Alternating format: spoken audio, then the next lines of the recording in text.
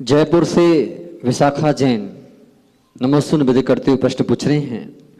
कुछ अन्य दर्शन में पति के रोज पैर छूना व पति को परमेश्वर मानना जाता है, ये कहाँ तक उचित है? कृपया समाधान करिए। जिन जिन की नहीं छूती वो खुश हो गए भगवान, ये हमारे यहाँ भी लागू हो। ठीक हो। आजकल दौर ये आ गया कि मैंने कहा था ना, पहले मंगलसूत्र जो था वो गले में था, अब वो धीरे से क्या हुआ, गले से हाथ में आ गया। तब वो हाथ के बाद अब वो पैर में आने वाला है। फिर पति गाएगा कि मैं तेरी पैर की जूती ना, जी करे पहन लूं उतार लूं, ऐसे ही होगा। फिर ये मतलब ये ट्रेंड आ गया है, आप समझो मेरी बात को। ये जो पति को परमेश्वर मानते हैं, ये व्यवहार की दृष्टि से, क्योंकि पति के निमित्त से आपके माथे का सुहाग है। हाँ, परस्पर में जो अभिवादन की बात है उसमें कोई मिथ्यात्व नहीं, ये उनका परस्पर का उनकी भावना है। लेकिन ऐसा कोई नियम नहीं कि पैर पड़े ही, लेकिन ऐसा कोई नियम भी नहीं कि गला दबाएं ही।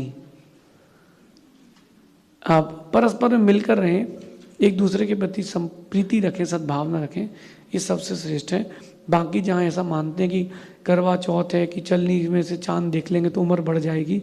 मुझसे कोटा में एक सज्जन ने पूछा था, राजकुमार जी ने, बोले अगर ऐसा करवा चौथ के व्रत से कुछ होता है या फिर ये आपके मंगाते मनाते सुहाग दशमी, इससे उम्र बढ़ती है, 2-3 और उपवास करवाऊँ क्या?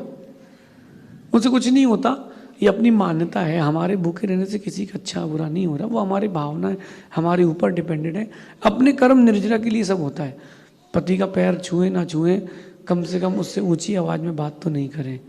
उसको संबोधन करें तो जी लगा के कर दें। क्यों रे, ए रे, ओ जी, ए जी। अभी ऊपर कोई पूछा था जी क्यों लगाते, मैंने कहा जी मतलब गधा। पत्नी कहती ओ जी मतलब ए जी, सुनो जी।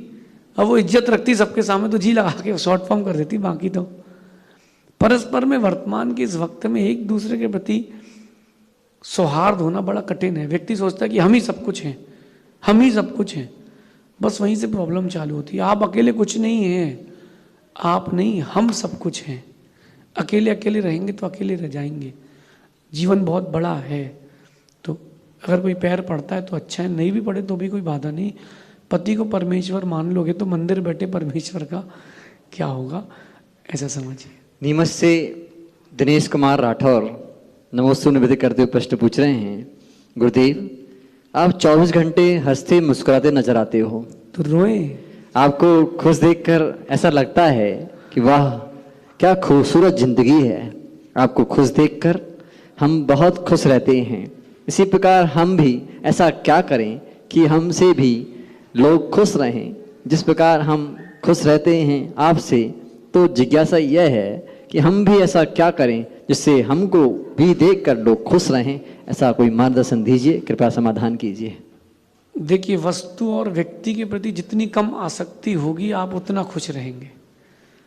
व्यक्ति और वस्तु के प्रति जितनी कम आसक्ति होगी आप उतना खुश रहेंगे। जितना आप लोगों से कम उम्मीदें करेंगे उतना आप खुश रहेंगे।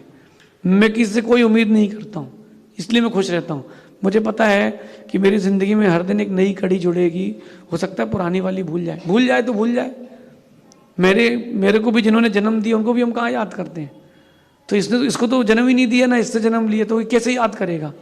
तो दुनिया परिवर्तन का दौर है, परिवर्तनशील दुनिया है, तो इसलिए खुश रहना है। मेरा मानना है कि जिसके जैसे बनना है उसके साथ रहना है। आपको हमारे जैसा बनना है तो हमारे साथ रहना पड़ेगा। अच्छा, हमारे जैसा खुश रहना है तो कुछ दिन तो हमारे साथ रहो, कम से कम खुश रहने की ट्रेनिंग तो ले लो। लेकिन हमारे पास एक बार रह गए फिर घर जाओगे तो मन नहीं लगेगा, क्योंकि जिसने हमारे कुएं का पानी पिया है उसको किसी कुएं का अच्छा ही लगा है। तो अपन प्रसन्नता की बात है, किसी से कोई उम्मीदें ना करें, किसी भी वस्तु और व्यक्ति के प्रति आसक्ति ना रखें। एक बात और ध्यान रखें, अटकी ना माने। क्या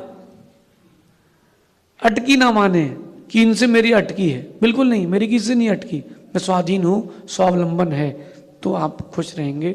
बाकी बाहर से सुलझे दिखने के लिए अंदर बहुत उलझना पड़ता है, ऐसा समझिए।